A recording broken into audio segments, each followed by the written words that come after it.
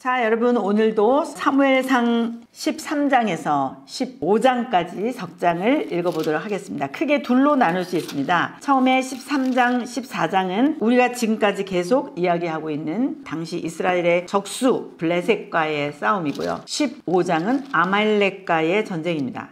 왜 성경은 이렇게 다 전쟁 이야기일까? 역사란 전쟁으로 규명되는 것 같더라고요. 어떤 나라가 쳐들어와서 또 어떤 내란이 일어나서 어떤 사건이 생기고 그 다음에 누가 그 다음 왕이 됐는가 뭐 이제 이런 것이 주제인 것이 역사인 것 같더라고요. 세계사인 것 같고 이제 그러다 보니까 이스라엘의 전쟁 역시 한 왕의 어떤 업적이라 그럴까? 이런 것으로서는 가장 중요한 주제이기 때문에 전쟁의 스토리가 거의 다인 거예요. 아니면 성읍을 만들었다, 뭐 도성을 만들었다, 어떤 망대를 세웠다. 이건 뭐냐면 이제 정비를 했다, 뭐 이런 뜻이겠죠. 그런 것들을 전제하지 않으면 성경이 그래서 재밌지가 않은 거예요. 뭐 은혜가 되는 얘기도 아니고 맨 이렇게 전쟁하는 얘기고.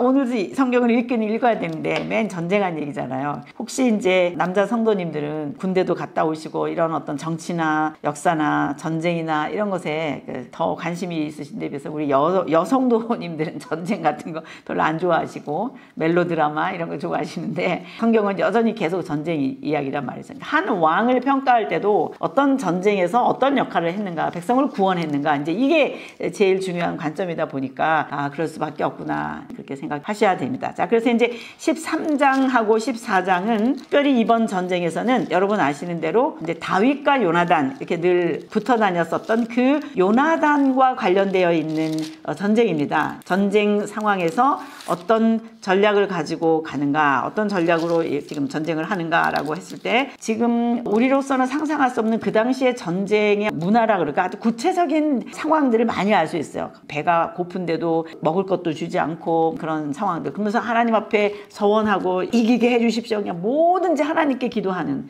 뭐 신들에게 의뢰하는 얼마나 철저하게 신들의 전쟁인가라고 하는 것을 알 수 있습니다. 하나님에게 맹세한 대로 해야지 된다라고 하는 그런 것 때문에 구체적인 일들이 일어나는데 제가 이제 여러분에게 미스테리로 던지는 거야. 그게 무슨 뜻일까? 네, 한번 생각하면서 13장, 14장을 요나단과 관련되어 있는 전쟁인데 막 기습작전이 있기도 하고 여러 가지 혼란이 있기도 하고 뭐 이런 아주 재밌는 스토리입니다. 아주 재밌습니다. 그래서 여러분들이 14장까지 읽으시고 그 다음에 이제 15장에 와서는 사무엘이 사울 왕에게 마치 예언을 떨어뜨려 놓듯이 이 전쟁은 하십시오 이렇게 명령한 거예요. 이건 오히려 사무엘에 의해서 하나님이 말씀하셨다고 해서 사무엘에 의해서 일어나게 된 전쟁인데 아말렉을 치는 전쟁입니다. 아말렉. 이 전쟁은 블레셋 전쟁 끝나고 나서 그 다음에 아말렉과의 전쟁이 15장이라고 했는데요. 이 전쟁으로 15장으로 사울 스토리는 여기 사무엘 상에서 마무리를 지어지고 그 다음에 16장부터가 이제 다윗이라고 하는 사람이 사울과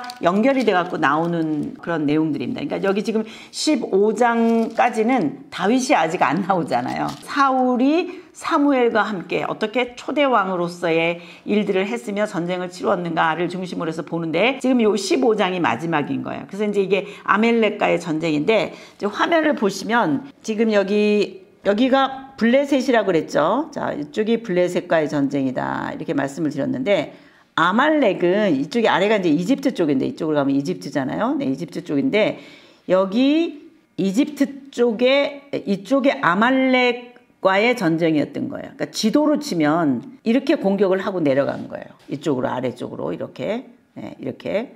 그래서 우리가 생각한 것보다 이쪽은 이제 길앗 야베스 전투이고 여기는 블레셋이고 여기는 아말렉과의 전쟁이고 이제 크게 몇 가지만 보더라고요. 베세메스 뭐 이제 이렇게 이동하는 건 또 이쪽에 이렇게 있고 이제 이런 거 보면 사울의 전쟁은 굉장히 이 전방위적이다라고 볼 수 있어요. 다윗이 왕이 되기 전 사울과 사무엘과의 관계 속에서의 전쟁인데 지금은 15장 끝에 이 전쟁은 하나님이 전쟁을 하라 라고 해서 한 전쟁인데 하나님이 조건을 제시하셨습니다. 어떤 것도 남겨두지 말고 다 진멸을 해라, 태워라. 왜 거의 종교적인 것이기 때문에 어떤 부분에는 노획물을 갖지 마라 이렇게 했는데 여러분 아는 대로 챙겼죠. 좋은 것들을. 아각을 멸절시키고 그리고 좋은 물건들을 챙겨가지고 사무엘 사무엘이 왜 순종하지 않는가라고 했을 때 좋은 거 하나님께 드리려고 했습니다. 거짓말시키고. 그때 여기서 나온 중요한 말이 순종이 제사보다 낫다. 여러분 잘 아시는 말씀이죠. 네, 그게 바로 이 전쟁에서 나온 거거든요. 여러분들이 마지막 사울 전쟁, 아말렉과의 전쟁을 읽으시면서 이런 결론을 내릴 수 있어요. 초대왕 사울은 참 좀 정신 세계가 안정되지 못한 사람인 것 같다. 그런 생각이 좀 들어요. 노획물에 대한 것도 그렇고 또 요나단과 그 블레셋 전쟁에서 먹는 문제 가지고 또 그렇고 여러분들이 읽으셨겠지만